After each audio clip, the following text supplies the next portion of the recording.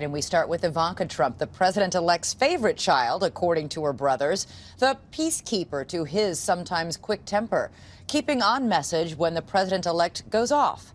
She opened up to Deborah Roberts this week in this exclusive interview. You could say that Ivanka Trump's life has prepared her to become a first daughter. Born between brothers Don Jr. and Eric during her father's first marriage to Ivana, hers was a gold-plated girlhood, more diamonds than denim. With enough beauty to work as a model and the brains to earn an economics degree from Wharton. She's clearly the apple of her father's eye. Who is his favorite? I'm going with Ivanka. I'm going with Ivanka. This week, 35-year-old Ivanka is in a whirlwind. Days before inauguration, she invited 2020 to her offices in Trump Tower on Fifth Avenue, now an armed fortress. Welcome. Thank you. So this is brand new. Brand new. We've had other office spaces, but we just moved into this one. And it's likely to be one of her last visits for a while. In true Trump fashion, Ivanka is firing herself, stepping away from the Trump Organization and her own apparel and accessories business. Happy birthday! She and husband Jared Kushner, along with their 3 young children, are moving into a $5.5 million home in one of Washington's most exclusive neighborhoods, just around the corner from the Obama's new digs. What are you saying to them about this new venture, and what are you saying about Grandpa's new job? I tell them that their grandfather is going to Washington, D.C. with the goal of helping as many people as he possibly can, and their father, and I want to contribute to that in any way that we are able. But in the meantime, boxes around the house, the moving van about to back up. And that. We have boxes coming out of our ears, so we've got them piled up to the ceilings. Grab an apple! Ivanka's known to share private family moments on social media, the nurturing side of Washington's newest power couple. Apples we just picked from the orchard? Her Instagram filled with home videos and family photos. You can do it! You can do it! Ivanka Trump and her family accosted and harassed on a JetBlue flight by... But there's a downside to their new public life. She and her children were harassed recently by a fellow passenger on a commercial flight. Some guy went up to her and started giving her a hard time and told her that her father was ruining the country. Was that frightening? What was that like for you? And a lot of people were asking, what was she doing on a commercial flight anyway? Well, I think it's never okay to harass anyone, regardless of what your viewpoints are, especially when you're with children. But, I think that this is a new world, and I'm adjusting. Ivanka. She says that low point is overshadowed by the high moments, which began at Trump Tower in June 2015. Today, I have the honor of introducing a man who needs no introduction. Ivanka became a tireless booster for her billionaire dad. Ivanka joined her father overnight on the campaign trail. A regular on the campaign trail. Our next president and my father. That tight dad-daughter bond, coupled with news that Trump's wife Melania and son Barron won't move to the White House right away. The future First Lady Melania and her son Barron, we've learned, are expected to stay in New York at least through next spring. Has fueled speculation about Ivanka's role. People are saying that you're essentially going to be the First Lady. There's one First Lady, and Melania will be an unbelievable First Lady. I'm incredibly proud of her. She is intelligent, warm, caring. She's a remarkable person. Will you have an office in the East Wing? Do you have a sense of what you think you want to carve out as a role? Today, my focus is really just moving to Washington, traveling around the country, and listening and getting great feedback on how I can add positive value. She says she's still figuring out her role, but it's clear Jared, her husband of 7 years, will be a key player. Like his wife, Jared knows a life of privilege. A Harvard grad, he too comes from a family who made a fortune in real estate, even more than the Trumps. The Kushners are an Orthodox Jewish family. Ivanka converted. Unlike her, she says her husband shies away from the spotlight. A lot of people don't know your husband. Give us a sense of who he is. I mean, he's the kind of the mystery guy in the background. He's a remarkable human being. He's kind and thoughtful. I feel in a lot of ways we got married pretty young by, I guess, New York standards, and I feel like we've really grown up together, and now we have 3 children, and he's an unbelievable father. Does he change diapers? He does, yes. He does? There will likely be fewer Pampers in his future. Kushner, named a senior White House advisor, is about to become one of the most powerful men in the West Wing.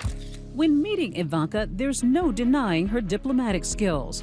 Despite the ice-cold tension between her dad and Hillary Clinton, when they wouldn't even shake hands during the second debate, Ivanka and Chelsea Clinton found a warmer moment. She's a very good friend of mine. She's been a friend of mine long before the campaign, through the campaign. And you're still friends? Of course. Will be a friend of mine after. So I haven't spoken about the specific challenges about this next chapter with her just yet, but I intend to. Details matter to Ivanka Trump. She's even writing a new book called Women Who Work as a guide to help women achieve success. Book proceeds will go to charity. Critics would quickly point out the irony. You know there's going to be a march with a lot of women who feel that your dad is going to set women back, going to turn back the clock. What do you say to those women who are fearful? I say give my father a chance. I think that what he's shown his entire life is his support and advocacy of women. Her father also ignites controversy with his shoot from the lip tweeting. Your dad has become known for his relentless tweets. Do you ever say to him, knock it off, let it go?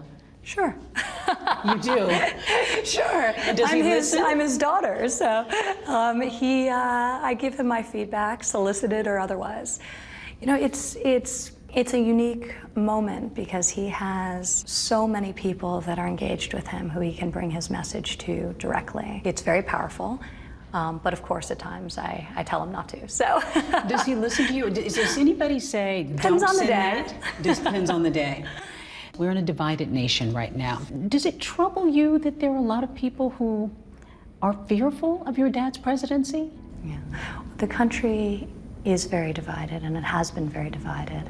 And I've seen my whole life, my father is an incredible unifier. So for every critic, I would say, give him time, let him come into office, let him prove you wrong. Your dad's speech will probably be more important than anyone he's ever given. Have you weighed in on his inauguration speech? Do you have a sense of what he's going to say?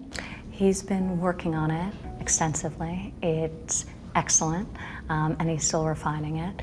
Just like his speech on election night, it will focus on unity, on optimism, and on the future. Short, sweet, long, do you know? It's not overly long, and it's not too short. Ivanka Trump's life is about to change dramatically, but she says not completely. Friday after he's sworn in, is he dad? Is he Mr. President? What are you going to call him? He's always dad. He's always dad. And while you heard Deborah ask there, the first daughter hasn't said if she'll have an office in the White House or any kind of official role, but you know she's going to be a trusted confidant for her father. As she said, he's always dad. Always dad. We want to hear your thoughts on tonight's program, so join us on Facebook and Twitter. Use the hashtag ABC2020. President-elect Trump's sons have other shoes to fill, their fathers. While Donald Trump remains in Washington, D.C., his adult sons, Don Jr. and Eric, will return home to New York and take over the reins of their father's billion-dollar businesses.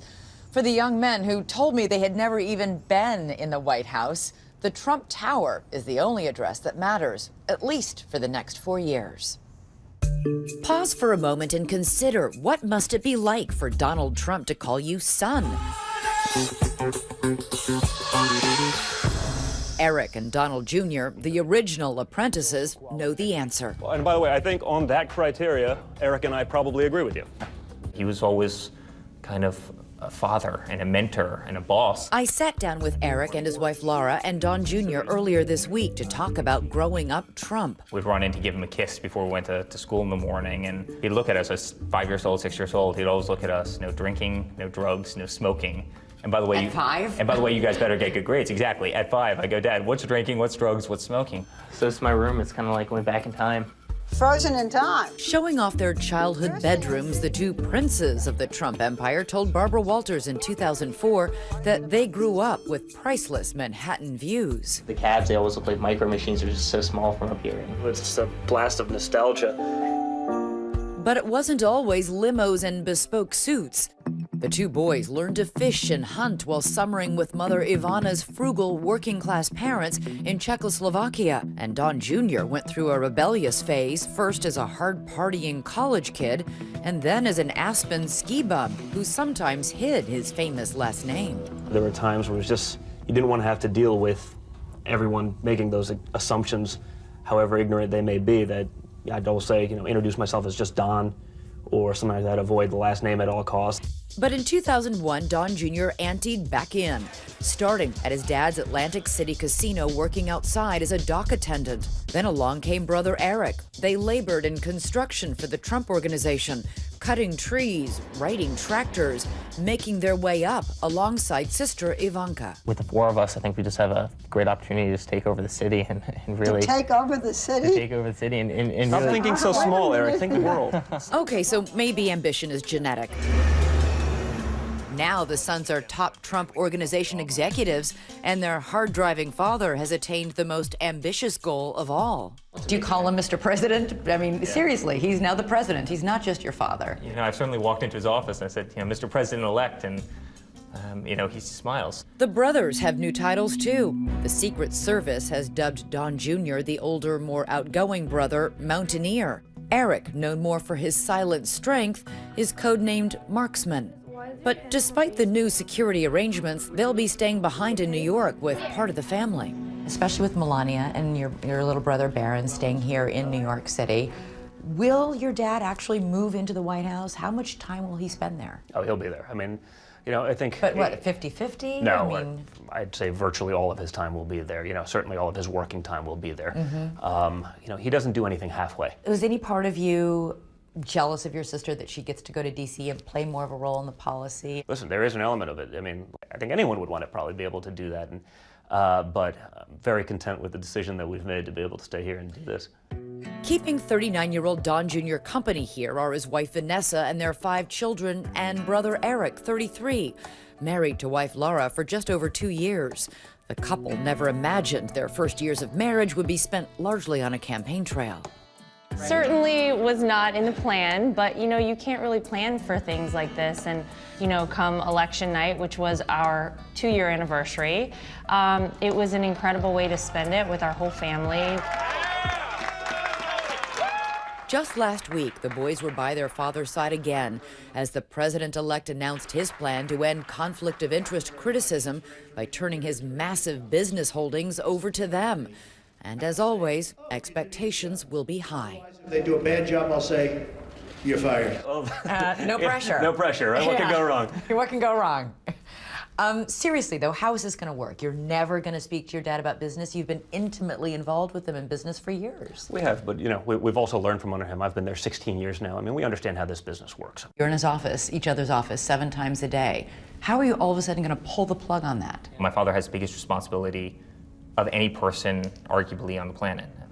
His focus is going to be running this country, and my focus is going to be, running a great company. And you'll never discuss this, like over a family dinner, nothing? Like, do you say, Dad, you can't even ask me how it's going? Yeah, listen, I think it's important to keep separation of church and state. There's been a huge outcry among some ethics experts that it will not remove the suspicion that your father is profiting from the office of the presidency, that he needs to fully divest the company. Well, it's interesting that you use the word suspicion, because that's all it is. We've taken extraordinary measures to make sure that the two are separated and distinct. Why not just divest and silence the critics once and for all? When you think about a multi-billion-dollar company, it would take years to do it, right? Half the buyers, if you're going to try to maximize value, which obviously makes sense, would be from other countries. Then there'd beg the question of, well, is that person paying a premium to later curry favor with you? There's no win on this. One of the other things your father infamously said on the campaign trail was that he was going to become so presidential, he would be boring. When is that going to happen exactly? I don't know. You have to ask him that question. But what's amazing? I mean, he rewrote the rules of politics in this country and around the world. And he's still rewriting them, often on Twitter. But along with rewriting the rules, many have said he has also frequently crossed the line. When you're tweeting out things like liar, loser, sleazebag, is that the way a president of the United States should be talking? Sometimes he's right. That doesn't mean he should say it. I see how bad the media can be. I see how deceptive they can be. And if he can get his message directly to the source by cutting out the middleman, I think that's a great thing. Words matter. And we've had the director of the CIA warn your dad that his words were dangerous just a few days ago, especially when he equates U.S. intelligence to Nazi Germany. Do you think your dad will pull back on the Twitter? I think he'll pull back on some of it, but again, I think if stuff and misinformation is put out there, he's going to call them out, as he should. But does he understand that nations are hanging on every syllable? He does understand that, and they're going to have to get used to it as well. Probably not politically correct, but I don't care. So tell me what it is that people out there, especially millions of people who might not like your dad, what don't they know about your dad and father-in-law? Well, first of all, he's got a heart of gold. He was the greatest father in the world to Don, Ivanka, and I. Are you gonna fight? To all those people out there, even the ones that are out protesting in the streets, the ones that will be protesting on Inauguration Day, I think once they see that he really cares about this country, when they have a little more money in their pockets, when they feel like their children have a better outlook on life, they have a little better education, and they have real hope for the future, I think those people may not tell anyone, but they're going to vote for him for a second term.